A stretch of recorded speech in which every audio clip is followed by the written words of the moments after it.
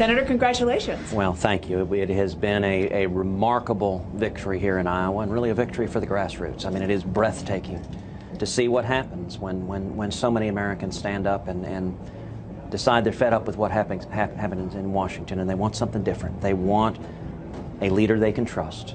They want someone who will stand and fight for them against the corruption of Washington. And Heidi and I are overwhelmed. We're gratified. And we're encouraged going on to New Hampshire, going on to South Carolina, going on to compete and win this primary, and then win the general election and together turn this country around. Have you already sent Marco Rubio a bouquet of flowers for taking Donald Trump's votes away? I mean, that was a help to you, right? Well, listen, I recognize that folks may want to talk about the third place finisher, and that's fine. You can talk about that. I'm focused on our victory tonight. Became the first I'm focused on our victory tonight and the fact that courageous conservatives across Iowa, all across the country, generated the most votes ever given to any Republican victor in a Republican primary. That is an unbelievable grassroots army. You know, we had over 12,000 volunteers in Iowa, and we've got over 200,000 volunteers nationwide. That's the strength of this campaign. It is a grassroots campaign. That has been where our fundraising has come from. It has been where our energy has come from. It's where our passion comes from. And if you want to know who I'm accountable to, that is to whom I am accountable. It is the men and women of the grassroots. Let's look ahead. Yeah. Who do you think your biggest competition is given the results tonight? Is it Donald Trump, or is he still a factor? Every candidate is going to have to decide what they do next in the campaign. I like and respect everyone in this race. I like and respect Donald Trump. I like and respect Marco. I like and respect everyone. Donald and Marco both had a good night. I congratulate them on their second and third place finish. Ben Carson had a good night. There are a lot of people. Everyone in this field I like and respect. We're going to stay focused on making the case to the American people that we can't have another campaign conservative. I'm not taking anything away from your victory. You had a very solid, well-deserved victory given how much you guys worked.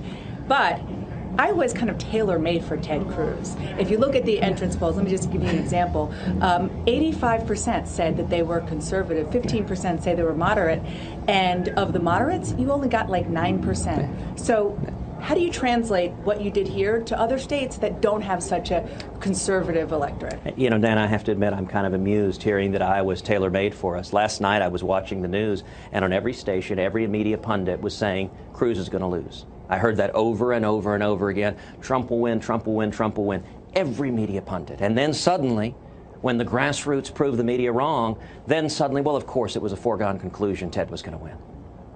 This is the power of the conservative grassroots. And there is a silent majority in this country. You know, one of the greatest lies that gets told on the airwaves over and over again is that this country has somehow embraced Barack Obama's big government failed liberalism. That's not true. This is a center-right country. This is a country built on Judeo-Christian values. And the heart of my campaign is based on common sense principles. Live within your means. Don't bankrupt our kids and grandkids. Follow the Constitution. Do you still think that the nominee could emerge by like the middle of March? And do you think that you have the path to be that person? Look, I think it is entirely possible that we know our nominee by the end of March. If you look at the states are front-loaded. A great many of the delegates are chosen by the end of March. And winning Iowa is a good first step. You got to do more. That doesn't do it on its own. But winning Iowa particularly, you know, it's interesting. If you look at the past two Iowa caucus winners, very good men, people of principle. But when they came out of Iowa, they were broke. When they came out of Iowa, they didn't have the national infrastructure to be able to compete effectively enough to win the nomination. We're in a very different position. You know, the finance reports that were filed last night showed that at the end of December 31st, that we had almost as much money in the bank, our campaign, as the campaigns of Jeb Bush, Marco Rubio, John Kasich, and Chris Christie combined. That is an incredible testament. Usually the conservatives broke. In this case, because we've had over 800,000 contributions at tedcruz.org, we've got resources, we've got over 200,000 volunteers, and a grassroots army. I believe we have the national campaign and infrastructure to capitalize on this victory, to keep working to earn those votes. And I hope and believe, if we continue to be effective building that grassroots army, that we're going to win the nomination and then win the general election and beat Hillary Clinton in November.